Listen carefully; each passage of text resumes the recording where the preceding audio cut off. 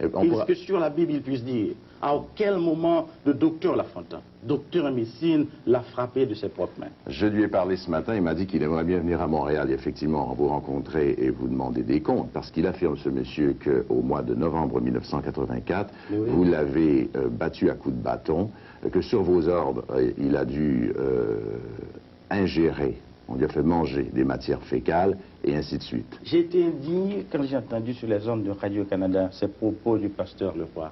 Je ne comprends pas qu'un homme qui se dise pasteur, qui représente la vérité biblique, puisse mentir à ce point. Je l'attends, pasteur Leroy. À n'importe quel moment, je suis prêt à le rencontrer.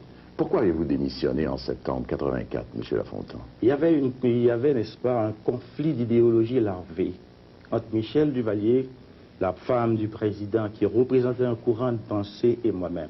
Comme vous le savez, je suis un homme de classe et le caractère populiste de mes discours et de mes démarches n'ont pas plu à Michel. À ce moment-là, il a décidé de se séparer de moi.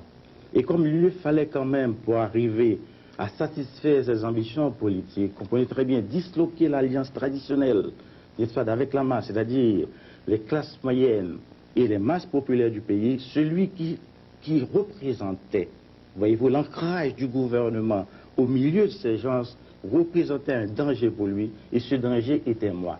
Il a dit à ce moment-là que la cohabitation n'était pas possible avec Roger. Les autres ont dit, n'est-ce pas, la cohabitation n'était pas fonctionnelle, parce qu'ils étaient plus nuancés, vous comprenez très bien. Alors, ce que vous laissez entendre, c'est que la femme de Jean-Claude Duvalier avait sur lui un pouvoir tel, et que c'est elle finalement qui décidait de faire ou de défaire les ministres. Je vous rappellerai, n'est-ce pas, les propos d'un ambassadeur ami, vous me permettrez de taire le nom. Un soir, voyez-vous, à une réception chez lui, il a eu à s'écrier, mais Roger, le président c'est Michel, tant elle intervenait dans toutes les décisions de l'État. Vous avez participé à des séances, bien entendu, à plusieurs séances, plusieurs conseils de ministres. J'ai eu l'occasion de lire, c'était aussi dans le New York Times, que Michel Duvalier y était elle-même très très souvent. Vous croyez, elle était toujours là. Et qu'est-ce qu'elle faisait? Elle intervenait aussi dans les débats. Pour dire quoi? Oui, assez souvent, je me rappelle, n'est-ce pas, qu'il y a eu, n'est-ce pas, des discussions extrêmement chaudes, n'est-ce pas, chaudes, avec plusieurs ministres. Et chaque fois que les ministres, n'est-ce pas, exprimaient un point de vue qui n'était pas le sien, voyez-vous, elle s'emportait, surtout sur les questions de santé publique.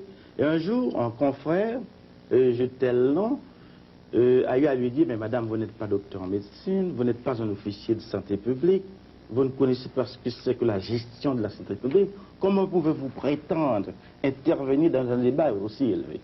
Elle se fâcha, et voyez-vous, et le président a dû cesser, n'est-ce pas, interrompre la séance, et ça, on l'a reprise un peu plus tard. Est-ce que ça pose pas finalement le grand problème qui était celui de la gestion des affaires d'État par un homme, Jean-Claude Duvalier, qui n'était absolument pas préparé pour exercer ses fonctions?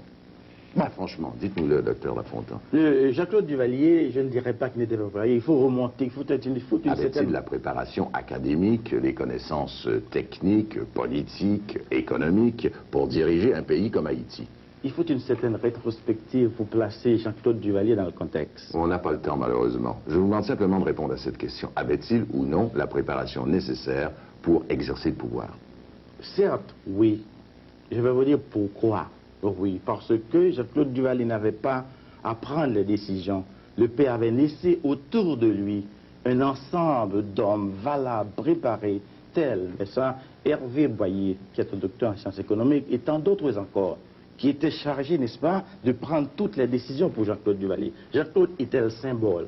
Ça, vous voyez très bien. Oui, c'est à ce titre qu'on peut dire qu'il pouvait diriger. Mais en fait, il ne dirigeait rien. Il dirigeait rien. Je suis d'accord avec vous. Les hommes autour de lui dirigeaient le pays. Et alors, depuis qu'il s'est marié, avec Michel Bennett, déjà son pouvoir diminuait, son pouvoir politique réel, vous venez de nous le dire. Et le père de Michel Bennett, était-il l'homme dont on affirme qu'il était l'être le plus corrompu de toute l'île, s'adonnant même, d'une certaine façon, au trafic de la drogue?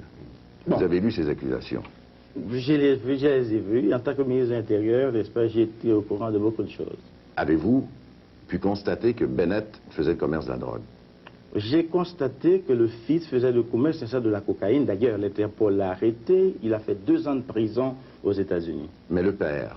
Le père, on ne peut pas affirmer à science sûre qu'il